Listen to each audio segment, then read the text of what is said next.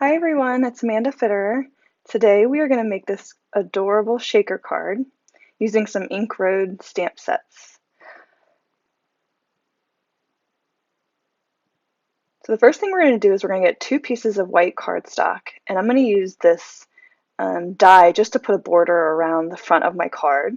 I use the purple tape because it doesn't rip the cardstock once it goes through. Sometimes if you use washi tape, it'll pull up your cardstock, and this purple tape does not do that. I love it so much. So I'm going to place my balloon die here, and I'm checking to make sure that my sentiment is going to fit at the bottom because it's a pretty tight squeeze.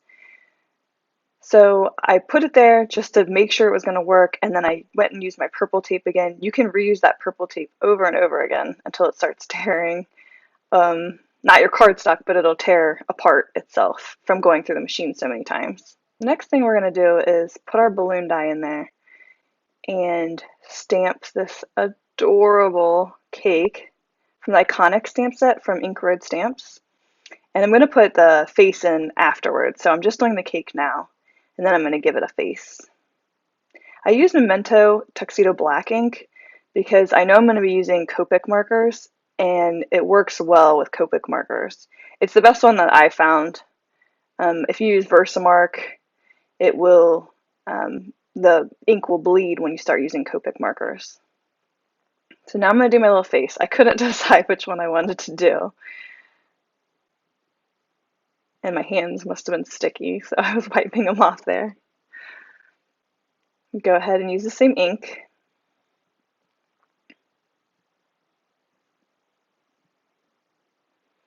And now I'm going to do my sentiment.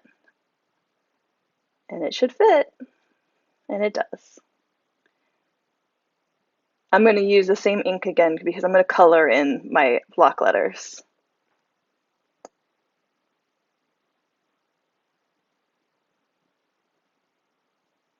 Now I'm going to go ahead and color. I'm starting with E50. It's a really good base to lay down for all the other colors.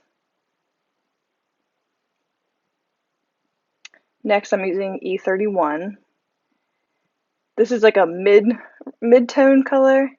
I'm going to go back later and do the darker shade because I just feel like it helps it stand out a little bit more.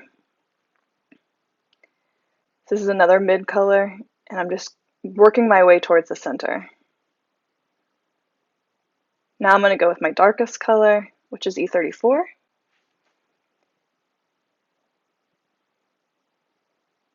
And then I'm going to blend it all again with my E50.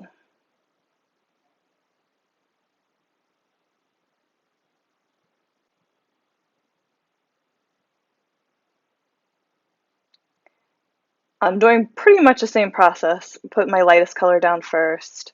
But this time I went with a darker color first. I have no idea why. It was just what I felt like doing.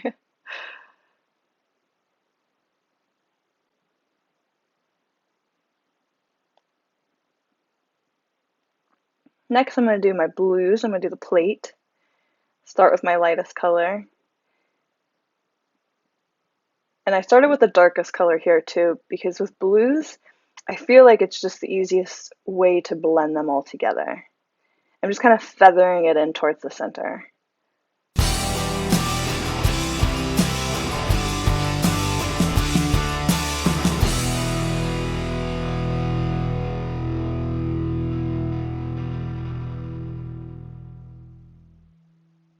Next, I'm going to do my pinks, starting with my lightest RV10.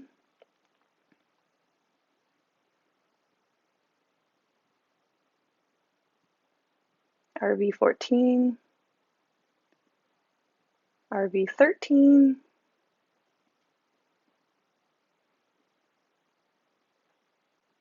and every time I'm just making my way closer to the center. And this is RV11, and then I'll blend it all together again with the RV10.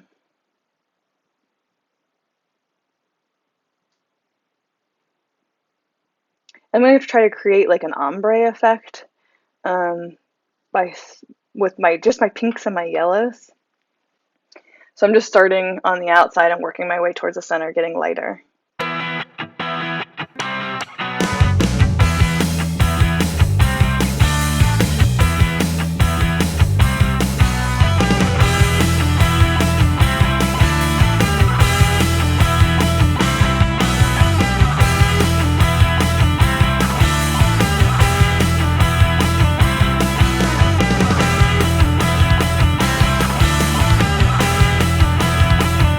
next thing I'm going to do is I'm going to put my balloon die down first, and then I'm going to be putting my shaker elements on top. So I'm just using my tape runner. You can use anything.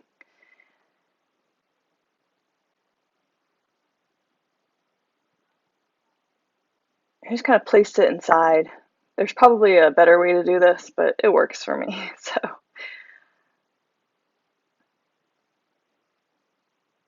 and I'm going to go ahead and I'm going to put my foam adhesive around my balloon. I use this Derice foam tape. I really like it because it's so thin.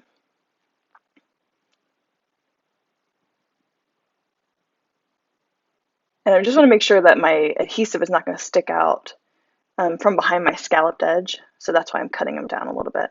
And just making sure that there's no gaps, because if you have gaps, then your sequins or whatever you're putting in there, any of your shaker elements might fall out.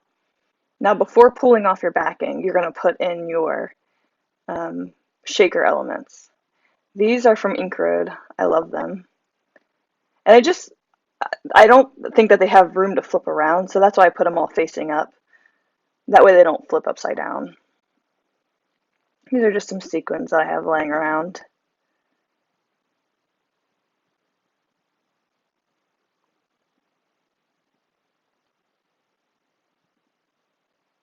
And then I'm going to cut down my acetate sheet. And I'm marking with a pencil where I need to cut it down so that it doesn't stick out behind the scalloped edge, and it also covers the adhesive all the way. I'm just cutting it down now. And you could do this before you put your shaker elements in so that they don't stick to your sheet like mine did. So now I'm going to go ahead and pull off my paper backing. And then stick my sheet on there.